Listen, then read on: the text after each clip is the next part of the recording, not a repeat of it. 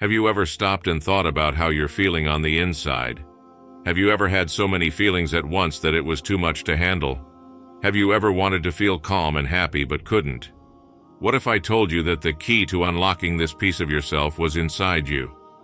Through the teachings of Islam, millions of people around the world are looking for ways to improve their lives, find balance, and find inner peace. They read books, go to seminars, and ask experts for help. But sometimes the answers we're looking for are inside of us, not in the outside world. Are you ready to see the change that focusing on yourself can bring? Are you ready to challenge yourself? Self-reflection, muhasbah, or self-reflection, is a cornerstone of Islamic personal development, emphasizing the importance of introspection in a believer's spiritual and ethical life. This practice is derived from the Arabic root word hasaba, meaning to calculate or to reckon, which in a spiritual context translates to evaluating one's deeds and intentions. Through muhasbah, Muslims are encouraged to scrutinize their actions daily, reflecting on their adherence to Islamic teachings and identifying areas for improvement. This process is vital for fostering self-awareness, accountability, and a deeper connection with Allah. The Quran underpins the significance of muhasbah with numerous verses that prompt believers to reflect on their conduct and the creation around them. For instance, Allah says in Surah Al-Hashr, verse 18, "O you who have believed, fear Allah and let every soul look to what it has put forth for tomorrow, and fear Allah. Indeed, Allah is acquainted with what you do." This verse not only highlights the importance of accountability, but also encourages believers to consider the consequences of their actions in preparation for the hereafter. Tafsir Ibn Kathir elaborates on this verse, explaining that it instructs the believers to be wary of neglecting the commands of Allah and indulging in prohibitions. It emphasizes the necessity of self-assessment and spiritual audit to avoid the pitfalls that lead away from Allah's path. Ibn Kathir notes that this verse serves as a reminder that Allah is ever aware of human actions, which should motivate continual self-evaluation and sincere repentance. Another pertinent reference is from Surah As-Sajdah, verse 16. "Their sides forsake their beds, to invoke their Lord in fear and hope, and they spend out of what we have bestowed on them. No soul knows what has been hidden for them of comfort for eyes, as a reward for what they used to do." This verse describes the devout who, driven by their reflective practices, forsake comfort for worship and righteousness, aware of the unseen rewards awaiting them. According to Ibn Kathir, this highlights the profound spiritual state reached through muhasbah, where believers engage in acts of worship not just out of ritual but from a place of deep reflection and sincerity. Through these teachings, muhasbah becomes a dynamic tool in Islam that not only ensures adherence to divine commands, but also enhances personal growth by instilling a habit of moral and spiritual rectitude. It's a practice that aligns one's actions with faith and propels a believer towards self-improvement and ultimately, divine proximity. The integration of muhasbah into daily life thus transforms routine acts into profound acts of worship and paths to self-discovery, making it essential for any Muslim seeking to fulfill their spiritual potential. Patience, sabr. In the rich spectrum of Islamic virtues, patience, sabr, stands out as a fundamental quality that believers are urged to cultivate. From an Islamic perspective, sabr is not merely enduring or waiting passively. It encompasses maintaining composure in the face of adversity, restraining oneself from despair, and persistently adhering to good deeds. This multifaceted virtue is essential for spiritual resilience and is considered a mark of faith and trust in Allah's plan. The Quran repeatedly underscores the importance of patience and promises immense rewards for those who practice it. One of the key verses highlighting this virtue is from Surah Al-Baqarah, verse 153. "O you who have believed, seek help through patience and prayer. Indeed, Allah is with the patient." This verse directly links patience with divine support, suggesting that through patience, a believer aligns themselves with Allah's favor and guidance.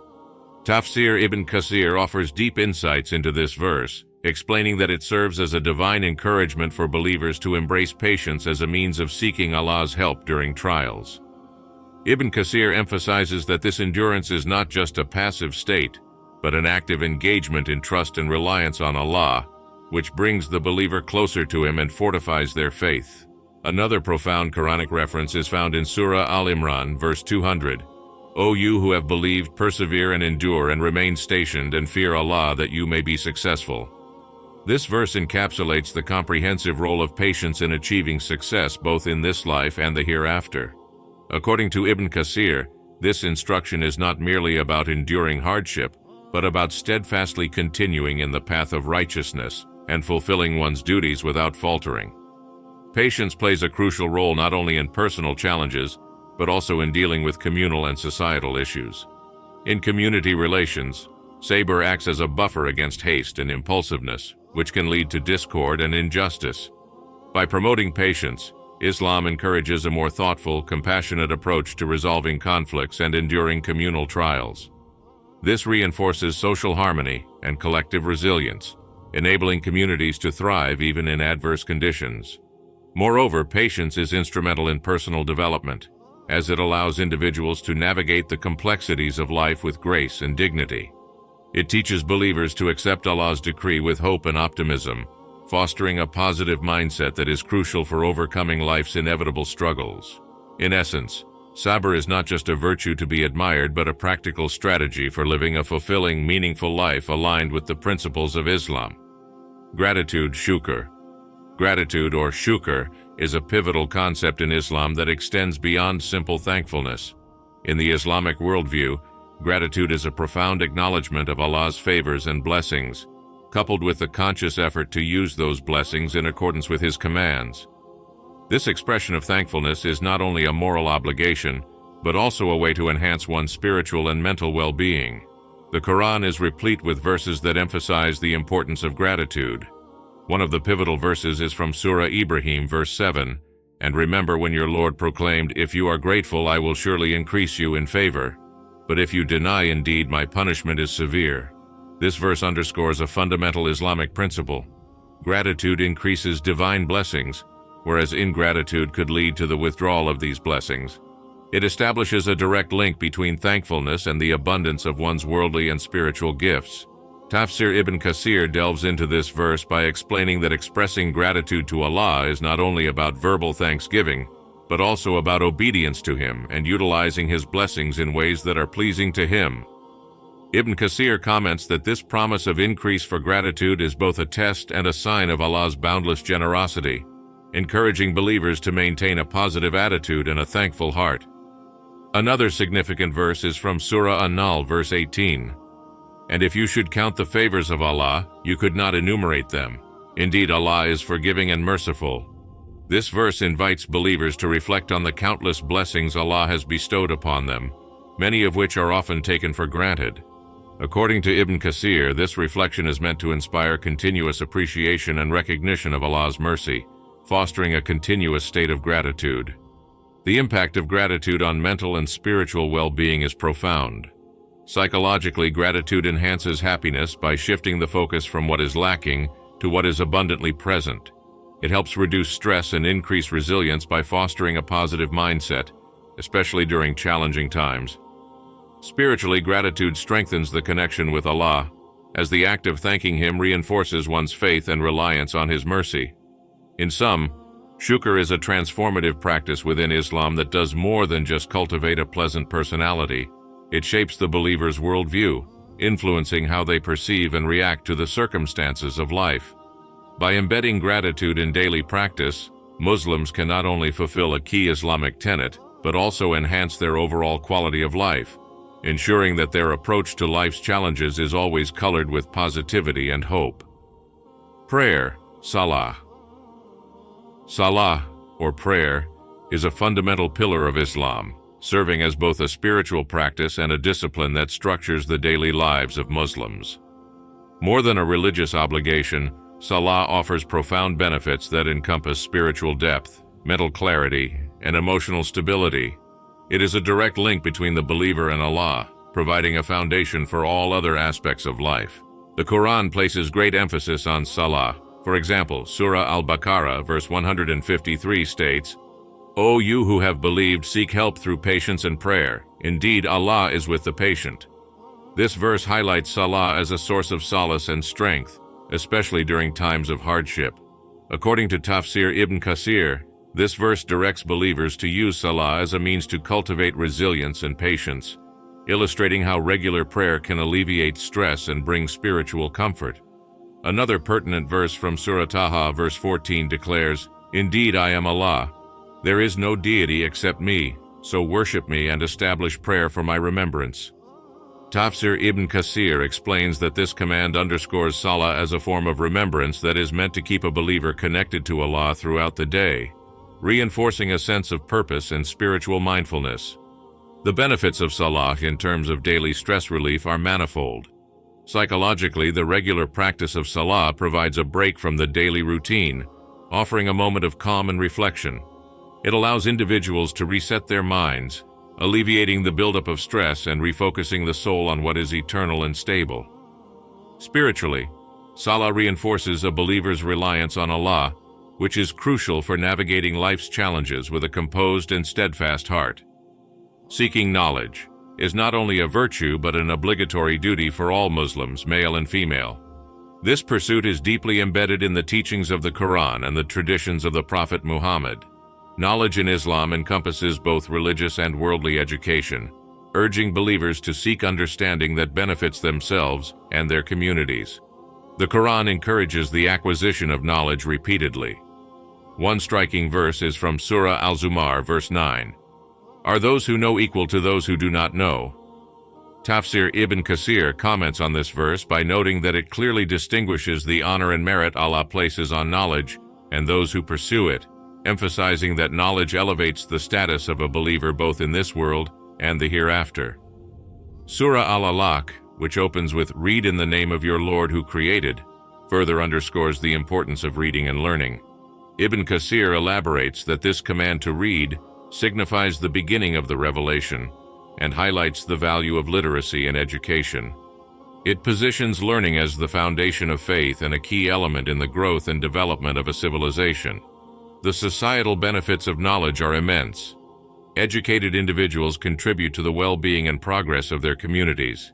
They are better equipped to tackle challenges, solve problems, and contribute to the social, economic, and political development of their societies. Furthermore, knowledge fosters a more informed community, which is crucial for making wise decisions and leading a community effectively.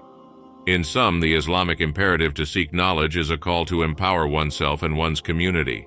It is an ongoing journey that not only fulfills a religious obligation, but also enhances the quality of life, ensuring that both the individual and society can thrive in harmony and wisdom. Forgiveness, maghfirah.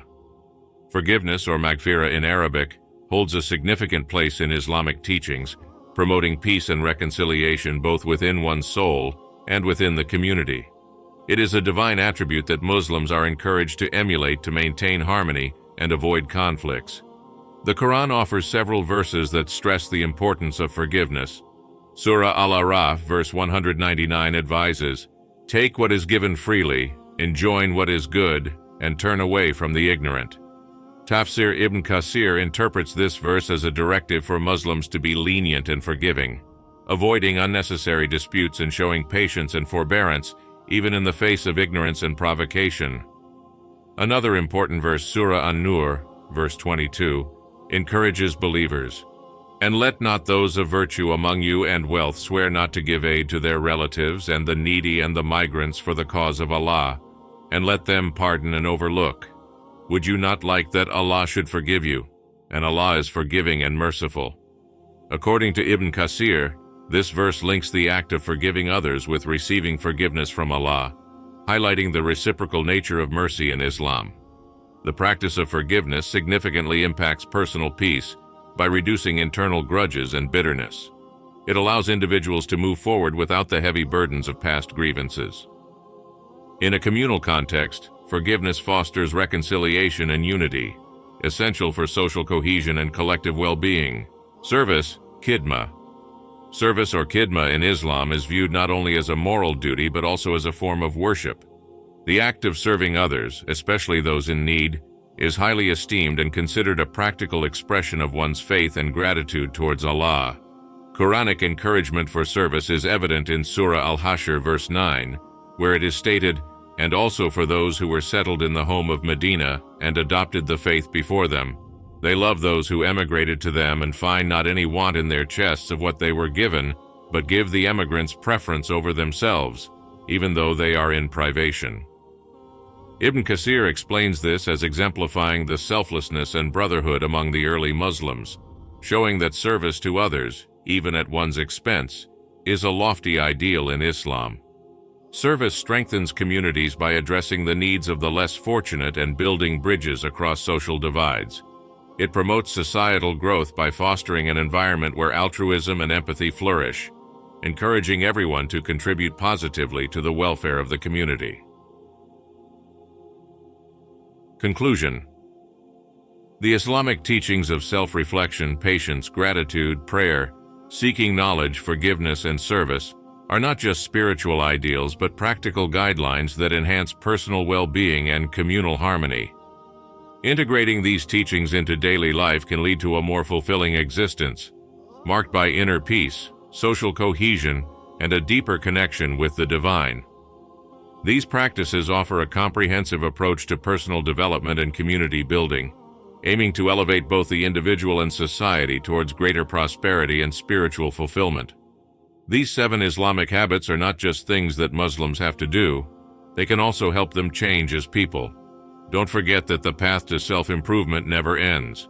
It takes work, dedication, and patience. But every step we take brings us closer to being our best selves. Thus, let us begin our journey of learning together. Let's try to grow, get better, and change by focusing on ourselves. In the end, every trip of 1,000 miles starts with one step.